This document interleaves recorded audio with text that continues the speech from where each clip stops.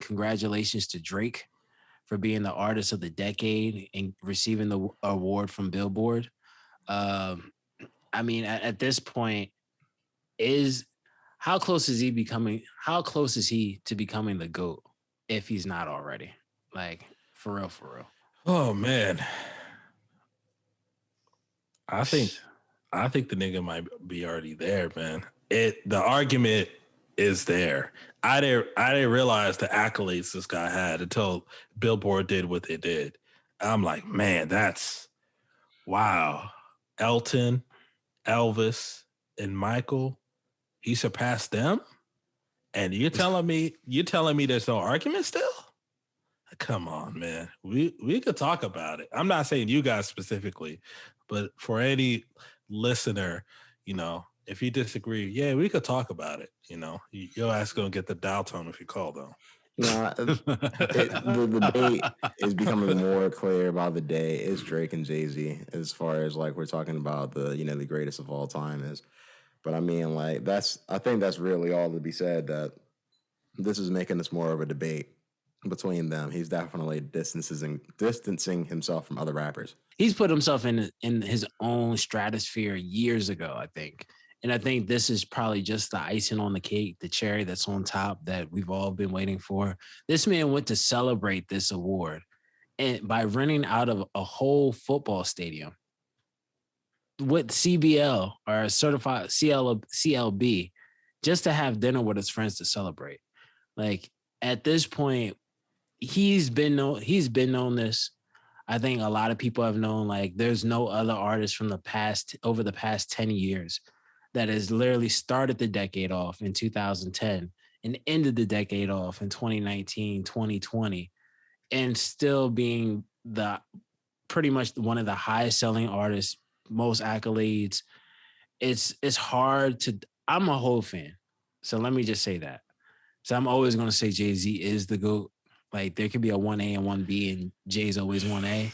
But if we just talk, but that's like overall. That's like the overarching thing. But if we're just talking solely music success, it's Toronto. It's the 6, man. I'm just saying, man, this shit, it's like LeBron versus Michael Jordan in a sense. Like it's a debate. It is. It's a hard debate too. Cause it's like, I think in terms of what hip hop is, we've never even seen someone get to this height, let alone get to this height while still being in the space of being loved by their core fans. More often than not, you have these artists, they get a huge stratosphere of success and like they typically lose their core fan. The ones that they're day ones. The people that started off with Drake in 2010 still are rocking with Drake in 2021. So I got a question for y'all. What would y'all say to somebody who's like, oh, well, he's not really a rapper. He's more of a pop artist like nowadays, da-da-da-da-da. And they try to use that to discredit him for his accolades as far as like him being an artist in the comparison to Jay-Z. I'm just going to say real quick. If somebody came up to me and said that, I'm like, yo, did you guys hear something? Because I didn't hear anything. Nobody's gonna come to me and talk to me about some bullshit like that. That's crazy. So that motherfucker, you ain't gonna come talk to me like man, oh he's a pop artist. Okay, man. You have a nice day. Listen, I'm willing to say this. Drake is a hip hop artist, but he is a pop artist at the same time. I think to say he's not is undisputed to some extent, even just in terms of the success he's been able to have. Now, granted, pop to me, it might be defined differently. Pop is not necessarily what we heard in 2000, the early 2000s of the singy, lightly auto-tune, T-Swift type of music. In this terms, it's like, I say pop artist because there was a moment in time I met this girl that was from France, right? She was over here doing like a work study. She was listening to nothing but Drake, One Dance, all his big records that like that the mainstream would know. Only records she would listen to, and she was not like she wasn't like a hip hop person. Like she was just like I like pop culture. So from that standpoint, he's a pop artist, but at the same time, I take nothing away from what he's done in terms of hip hop. He's the biggest hip hop art. Hip hop is pop music at the end of the day. When it's all said and done, it's the biggest. Pop music is nothing but the biggest popular genre. Yeah, at this moment in time, right now, hip hop music is heavily influenced by hip hop, is what I'll say. Absolutely, it is hip hop is pop music at this point. Anytime you have artists like at one point when you have artists like Miley Cyrus coming to the Migos for a feature to kind of get her name up, it's pop music at the end of the day. Like they're not pop artists by the traditional sense, but it's pop music. Just from the way I see it. That's fair enough. Yeah. But at the end of the day, I'm not taking. There's nothing to take away from Drake. He earned this the hard way. It wasn't not many artists. It's rare. You only get maybe one or two artists that can do this every decade. And he was one. He was the chosen one. At the end of the day, there's all the there's so many other things you could say. Skepticals. I've seen people talk about